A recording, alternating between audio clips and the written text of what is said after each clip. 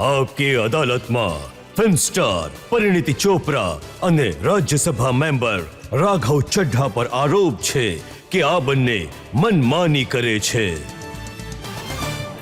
તમે બંને કઈ રીતે મનમાની કરો છો, કેવી રીતે જીદ કરો છો, કેવા અડિયલ છો, એક એક કરીને બંનેને એક્સપોઝ કરું છું. ઓ ગોડ સર. તમારા પેરેન્ટ્સ પરિણીતિ તમને બેન્કર બનાવવા ઈચ્છતા હતા, જી. ભણવા માટે મેન્ચેસ્ટર મોકલ્યા, ઘણો ખર્ચો કર્યો અને તમે બહાનું કરીને ત્યાંથી પાછા આવી ગયા કે નોકરી નહીં મળી, હું શું કરું? સર સાચું હતું આ.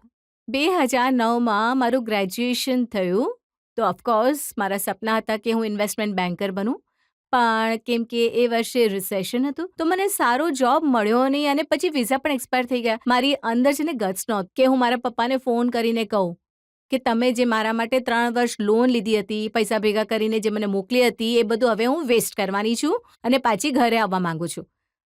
તો મેં એમને ખોટું કહ્યું કે એકચ્યુઅલી ને મને ઇન્ડિયામાં એક જોબ મળી ગઈ છે તો હું એના માટે ઘરે આવું છું. અને મેં મારા જે તાઈજી છે, જે પ્રિયંકાના મધર છે, મેં એમને ફોન કર્યો અને એમને ખાનગીમાં કહ્યું કે આવું છે, મારા વિઝા એક્સપાયર થવાના છે, હું ઇન્ડિયા આવી રહી છું, હું પપ્પાને નથી કહેતી, તો તમે મારા માટે કંઈક જોબ શોધો, કંઈક કરો, મને બચાવો. તો એમણે કહ્યું કંઈ વાંધો નહીં, આવી જતું. તો હું મુંબઈ આવી એન્ડ તમે ઇમેજિન કરો કે બોમ્બેમાં બધાને જાણે છે અને તો પણ સર મને કશે જોબ મળી નહીં, કશે જોબ ન મળી. પછી એક દિવસ મારી બહેન શૂટિંગ કરી રહી હતી તો હું યશરાજ ફિલ્મ્સ ગઈ એનું શૂટ જોવા. મેં પહેલી વાર એક શૂટ જોયું, પ્યાર ઇમ્પોસિબલનું શૂટિંગ ચાલતું હતું. તો મારો મગજ ચમક્યો અને મેં વિચાર્યું અહીંયા એટલે ફિલ્મોના તો કોઈ લેવા દેવા હશે નહીં ને રિસેશનથી, હું અહીંયા એપ્લિકેશન કરું છું. તો મેં ત્યાં અપ્લાય કર્યું, મને જોબ મળી ગઈ અને પછી મેં પપ્પાને ફોન કર્યો કે આજ તો મારી જોબ હતી જે મને મળી હતી. તો આજ સુધી પપ્પાને એટલે આજે હવે ખબર છે સત્ય, બટ પપ્પાને હું ના કહી શકી, હું એમનું દિલ તોડવા નહોતી ઈચ્છતી એ સમયે. પણ મનમાં સપનાઓ નહોતા પ્રિયંકાને જોઈને? સપનું નહોતું કે હું પણ બેનની જેમ સ્ટાર બનું? બધાને એ જ લાગે છે કે એકચ્યુઅલી હું ઇન્ડિયા એટલે જ હશે આવી. જ. સર તમને ખબર છે કેમ કે હું ઘણું બધું ભણી કરીને ઇન્ડિયામાં ઘણા સારા માર્ક્સ કરીને આ બધું કરીને મારો પ્લાન હતો કે હું બેન્કર બનીશ લાઈફમાં, ઇન્વેસ્ટમેન્ટ બેન્કર. મને લાગતું હતું કે આ જે બોલિવૂડવાળા છે ને એ ઘણું સરળ કંઈક કામ કરે છે. એક્ટર્સ હોય છે, છત્રીની નીચે ઊભા રહે છે, 2 લાઈન એમને બોલવી પડે છે અને પછી એ ઘરે જતા રહે છે, ઘણા પૈસા કમાય છે, એમને તો સરસ મજા છે. અમને જો અમે કેટલી મહેનત કરીએ છીએ, અમે જો કેટલું ઇમ્પોર્ટન્ટ કામ કરીએ છીએ. બટ સર હું ખોટી હતી, ખબર છે? જે પણ ફિલ્મ ઇન્ડસ્ટ્રીથી જોડાયેલું નથી હોતું ને એ ફિલ્મ ઇન્ડસ્ટ્રીને આમ જ જુએ છે. જેમ કે આ રાઘવ. સર આ આજ સુધી એમ જ જુએ છે. ભાઈ તમને પણ પેરેન્ટ્સે ભણાવી ગણાવીને ચાર્ટર્ડ એકાઉન્ટન્ટ બનાવ્યા અને તમે તો મેં સાંભળ્યું કે ભણવાવાળા છોકરા હતા, રૂમ બંધ કરીને રાત આખી ચોપડીઓ વાંચવી. તો આટલી મહેનત વેસ્ટ કરી દીધી, ત્યાં અન્ના હજારે સાથે બેસી ગયા ધરણા પર.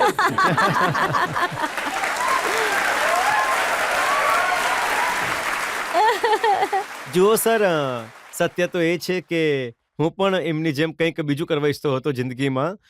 મને યાદ છે કે જ્યારે પણ ક્લાસ ટીચર અમે બધા બાળકોને ઊભા કરીને પૂછતા હતા કે તમે જિંદગીમાં શું કરવા ઈચ્છો છો, આગળ જઈને શું બનશો તમે, તો હું હંમેશા કહેતો હતો કે હું ફૌજ જોઈન કરીશ.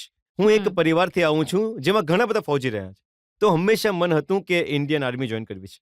જો કે એ સપનું પૂરું થયું નહીં, પણ ચાર્ટર્ડ એકાઉન્ટન્સી તરફ આગળ વધ્યો. પછી કંઈક જિંદગીમાં હાલાત એવા બન્યા, એક અન્ના હજારે આંદોલન ઊભું થયું ઇન્ડિયા અગેન્સ્ટ કરપ્શનના, જેમાં એક સામાન્ય સાધારણ વોલેન્ટિયરની જેમ હું પણ પહોંચી ગયો મારું યોગદાન આપવા. અને પછી એક રાજનૈતિક દળ બની ગયું અને એ દળના ફાઉન્ડિંગ મેમ્બર બની ગયા અને વાર્તા ચાલી નીકળી. તો હું જો સાચું કહું તો મેં રાજનીતિને નથી પસંદ કરી, રાજનીતિએ મને પસંદ કર્યું છે એવું મને લાગે છે. અને જુઓ, તમારા ઘણા બધા મિત્રો છે જે તમારી સાથે સ્કૂલમાં હતા, કોલેજમાં હતા, જેમને હું જાણું છું. એ કહે છે કે અમે બધા 6-7 ફિગરવાળી પગાર કમાઈ રહ્યા છીએ અને આ જુઓ ક્યાં ધરણા પર સડક પર બેઠેલો ધરણા કરી રહ્યો છે. સર જુઓ, કોઈ માણસ હોય છે જેને ઘણા બધા પૈસા કમાઈને શાંતિ મળી જાય છે, કોઈ 6-7 ફિગરવાળી સેલેરી મેળવીને ખુશ છે, કોઈ નામ મેળવીને, કોઈ પ્રખ્યાત થઈને. મને શાંતિ, હું જે કામ કરું છું મને એનાથી મળે છે અને મને લાગે છે કે રાજનીતિ કંઈક એવું માધ્યમ છે જેના ચાલતા તમે લાખો કરોડો લોકોની જિંદગી સુધારી શકો છો. એનાથી જે શાંતિ મળે છે એ સૌથી મોટી વાત છે. પૈસા અને દોલત તો સર જીવનમાં બધા કમાયા જ છે. પણ મમ્મીએ તમને કહ્યું તું ચૂંટણી નહીં લડતા. એક ઘણી મોટી ઇમોશનલ વાર્તા છે. મારી પાર્ટીએ મને કહ્યું કે 2019ની લોકસભા ચૂંટણી તમારે લડવાની છે. મેં કહ્યું કે હું મા બાપ સાથે તો વાત કરીને જણાવું છું. હું ઘરે ગયો, મારા ફાધર સાહેબે તો મને પરવાનગી આપી દીધી, પણ મારી માને મને મનાવવામાં 6 મહિના લાગ્યા. અને એ એટલા માટે લાગ્યા કેમ કે એ નથી ઈચ્છતી કે હું ચૂંટણી લડવાની રાજનીતિમાં જાઉં. અંતે જ્યારે એમણે મને પરવાનગી આપી તો 2 શરતો મારી પાસે લખાવી કે તારે આ શરતો પૂરી કરવી પડશે, ભલે ચૂંટણીનું રિઝલ્ટ જે પણ આવે. પહેલી શરત હતી કે તું તારા ચાર્ટર્ડ એકાઉન્ટન્સીના પ્રોફેશનને પાછળ નહીં કરશે, એના પર ધ્યાન આપીશ અને એને આગળ વધારીશ. અને એનું કારણ એ હતું કે ચાલો આજે તમારો પરિવાર સંપન્ન છે, તમે કંઈક વધારે પૈસા સંસાધનની જરૂર નથી, પણ આગળ જઈને તને પરમાત્મા ન કરે તને પૈસાની સંસાધનની જરૂર પડે તો રાજનીતિથી પૈસા નથી કમાવાના, પૈસા તારા સીએના પ્રોફેશનથી જ કમાજે. અને બીજું વચન મારી પાસે એ લીધું કે તારી ઉંમર થઈ ગઈ છે, હવે લગ્ન કરવાની, હવે સરસ છોકરીને જોઈને ચૂંટણીના પછી તરત પરિણામ જે પણ આવે લગ્ન કરી લો. તો આ 2 વાયદા મેં કર્યા હતા, પણ નિભાવ્યા નહીં માની. ચૂંટણી લડી લીધી, રાજનીતિમાં ઉતરી ગયા. હવે તમે એમને સમજાવશો.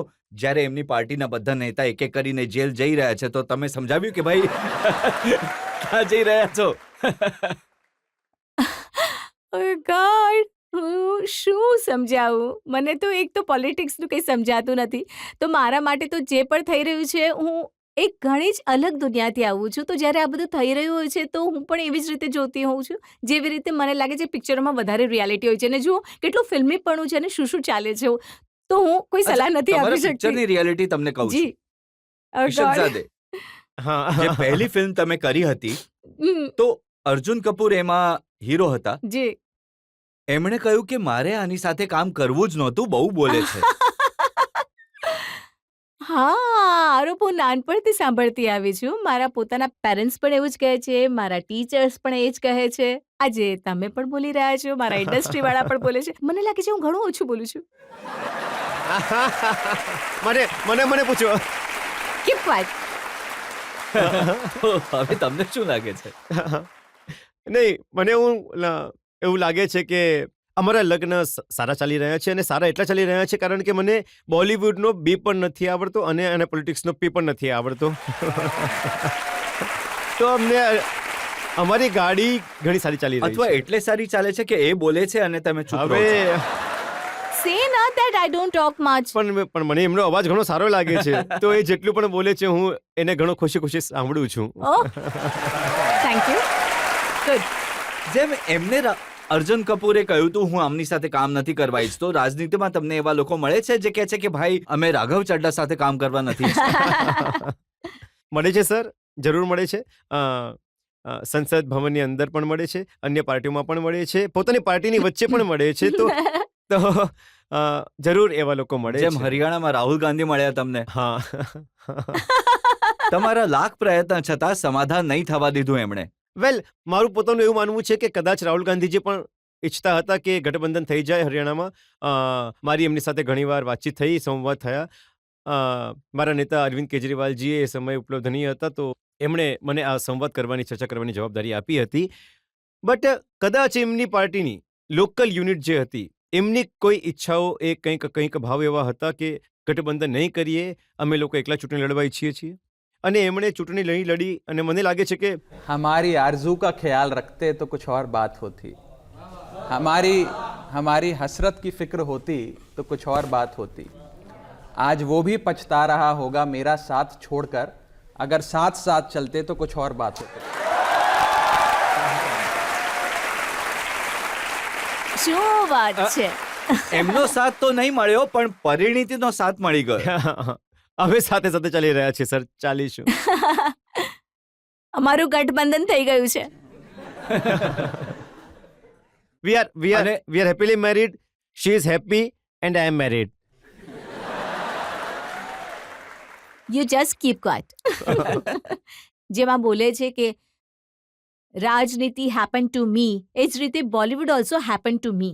મેં સાચે જ જે કંઈ પણ શીખ્યું છે જ્યારે હું સેટ પર જવાનું શરૂ કર્યું લિટરલી ડે 1 કેવી થી રીતે ત્યાંથી પહોંચ્યા સેટ પર એ તો જણાવો. ઓહ સર ઘણી કમાલની સ્ટોરી છે પણ હું તમને એક વાત કહું છું મારું જે નામ છે ને પરિણીતિનો મિનિંગ છે ડેસ્ટિની અને જ્યારે હું જન્મી હતી તો ઘણા દિવસો સુધી મારું નામ નક્કી નહોતું કરવામાં આવ્યું તો કોઈ પંડિતજીએ કહ્યું હશે એ સમયે એવું જ માનતા હતા હમણાં પણ માને છે કે પથી કંઈક નામ રાખવાનું છે મમ્મી પપ્પાને કહેવામાં આવ્યું તો હવે પથી એમને કોઈ નામ પસંદ જ નહોતું આવતું તો ઘણા દિવસો પ્રિયંકા તો પહેલા જ રાખી લીધું હતું. કરેક્ટ એ યુઝ થઈ ચૂક્યું હતું તો ઘણા દિવસો સુધી એ લોકો વિચારતા હતા કે શું નામ રાખીએ તો એક દિવસ એ કોઈ પિક્ચર જોઈ રહ્યા હતા એમાં વર્ડ હતું જિસકી કોઈ પરિણીતિ નહીં તો એમણે કહ્યું પરિણીતિ શું હોય છે તો એમણે કંઈક અહીંયા ત્યાં પૂછ્યું આનો મિનિંગ થાય છે ડેસ્ટિની તો આજ સુધી મારી મમ્મી મને કહે છે કે તારી ડેસ્ટિનીમાં હતું પિક્ચરોમાં જવું અમે પિક્ચરને જોયા પછી તારું નામ રાખ્યું જે અમે કેટલા અઠવાડિયા સુધી શોધતા હતા so it was my destiny મેં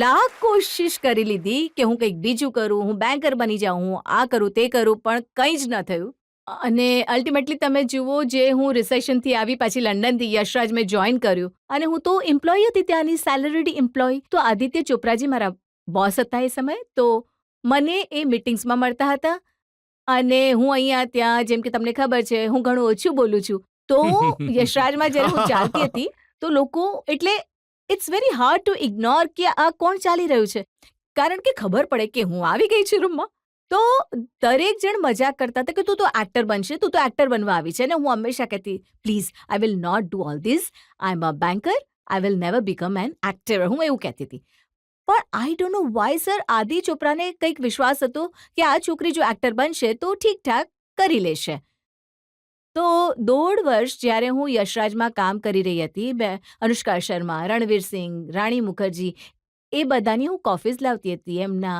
સ્કેડ્યુલ બનાવતી હતી હું રણવીર પાસે જતી હતી sir what would you like to eat for lunch હું એમના માર્કેટિંગ સ્કેડ્યુલ્સ જેમ કે આજે જો અહીંયા ઇન્ટરવ્યૂમાં હોત તો હું એ છોકરી હોત જે બહાર એમનો વેઇટ કરતી હોત તો મેં એમને મેનેજ કર્યા ઘણા એક્ટર્સને રણવીરે એક દિવસ મને જોઈ કે હું કોઈ તો એમના ઇન્ટરવ્યૂ ચાલતા હતા ને ત્યાં એ કરીશો હતો તો એક સમયે એક નવું ગીત રિલીઝ થયું હતું શીલા કી જવાની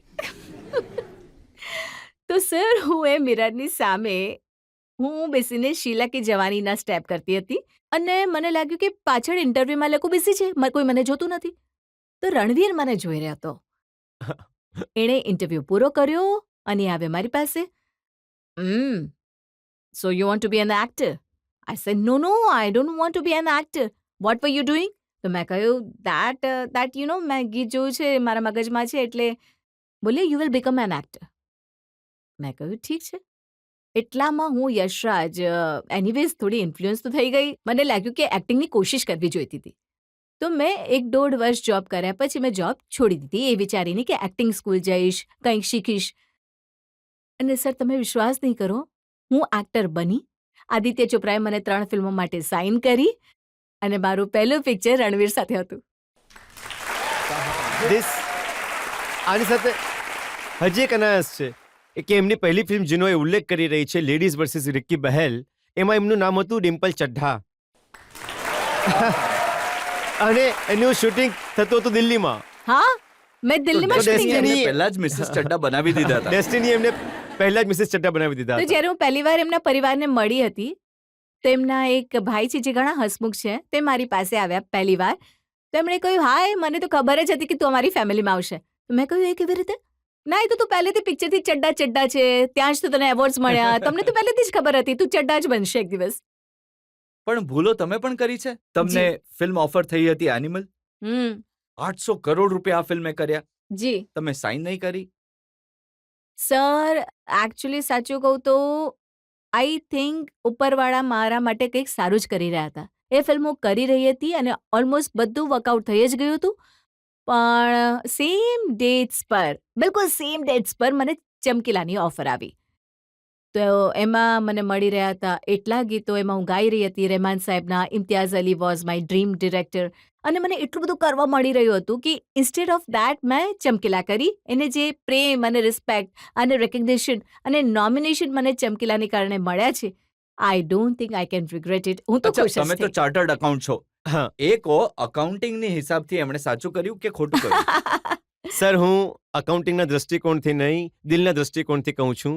જો એમણે ચમકીલા નહીં સાઇન કરી હોત તો કદાચ અમે મળ્યા નહીં હોત Yes. અને પંજાબમાં અમે સમય That's નહીં true. વિતાવ્યો હોત. That's true. કેમ કે ચમકીલાનું બધું શૂટિંગ પંજાબમાં આ તમારે પંજાબના સાંભળવું પડશે. ગામમાં થયું હમ. અને ત્યાં અમે મળતા રહેતા હતા, સાથે ફરતા હતા, ગુરુદ્વારા પણ સાથે જઈને માથું ટેકવતા હતા. તો એ તક અમને નહીં મળી શકતી જો એ ચમકીલા નહીં કરત તો. પણ ચમકીલા કરવા માટે 18 કિલો વજન વધાર્યું. હા સર, હજી સુધી નથી જાડા થઈ ગયું. ગયા. જુઓ સિરિયસલી યાર. લગનમાં પણ એ દેખાઈ રહ્યું છે. હા સર. આહ. વિચારો, એટલે તો મને કોઈ ફરક નથી પડતો, પણ જેન્યુઅનલી જ્યારે પહેલા મેં ચમકીલા જ્યારે મેં સાઇન કરી હતી તો હું ઘણી ફિટ હતી, એટલે મારા એબ્સ વગેરે આવી ગયા હતા.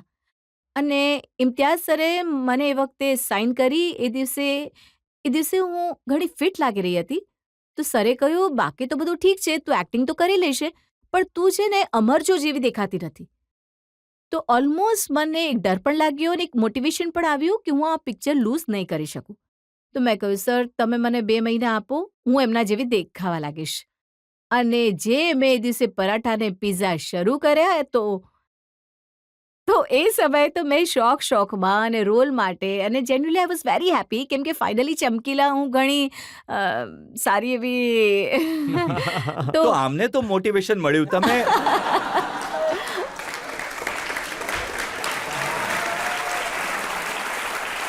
સર, જેવી પણ છે મારી મોટિવેશન અહીંથી જ આવે છે.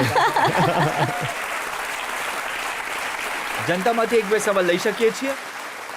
મારો સવાલ પરિણીતિ મેમ તમને છે. જી, મુંબઈમાં જે કોન્સર્ટ થઈ હતી તેમાં ઘણું સરસ ગાયું હતું તમે. હા પણ તમારું ઘણું ટ્રોલિંગ કરવામાં આવ્યું હતું, તો આવામાં તો તમને ઘણું ખરાબ લાગતું હશે. બટ તમે કેવી રીતે કોપ અપ કરો છો આવી સિચ્યુએશનથી? હું કોપ અપ નથી કરતી. ટ્રોલિંગ ચાલતી રહે છે અને હું ઇનફેક્ટ એટલે આપણે કઈ રીતે કહી શકીએ એમને હું કહું શું બોલ્યા? જી એ ટ્રોલ જ્યારે થયા તમે, જી. તો લોકોએ લખ્યું, આજ ગાને કી જિદ ના કરો. કોઈ કે લખ્યું, આ કોણ છે, lady Naga? Lady Naga. It was crazy. Actually એ ઘણો અજીબ સમય હતો, કેમ કે એક તો એ મારી પહેલી કોન્સર્ટ હતી. તો મેં પણ શીખ્યું કે લાઈવ કોન્સર્ટ સ્ટેજ પર એકચ્યુઅલી ગાવું, જેમ કે પેલું હોય છે ને, જ્યાં સુધી તમે કરો નહીં તમને સમજ નથી પડતી. તો મેં રિયલાઇઝ કર્યું કે what goes behind the live singing. તો એમાં ઓફકોર્સ હિટ એન્ડ ટ્રાયલ્સ, અને મારા તો આખા કરિયરની વાર્તા જ આ રહી છે. મેં તો જેટલી ભૂલો કરી છે, જાડી પાતળી, હિટ ફ્લોપ, આ બધું મેં તમારી સામે જ કર્યું છે. અને તમે લોકોએ જ મને સુધારી પણ છે અને તમે લોકોએ જ મને ચડાવી છે. તો ટ્રોલિંગ થઈ હતી.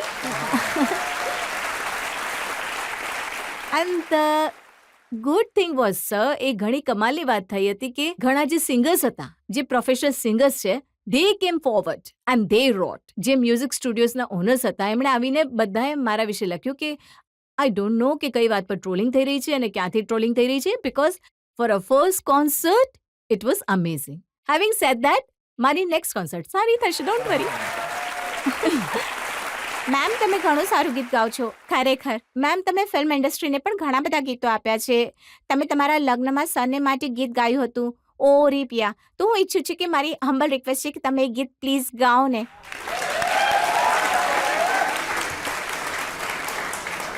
वे मैं लहंगा चूड़ा पाके तेरी गलियां चुटुर गईयां, वे मैं तेरी हो गई माही, वे मैं तेरे संग जुड़ गईयां माही, दिल मेरा रखी सांभ के,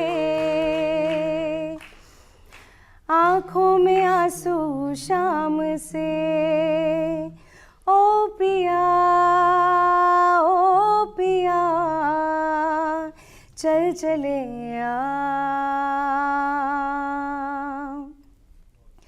बांट ले गम खुशी साथ में साथ में चले, अभी चलने वाला है।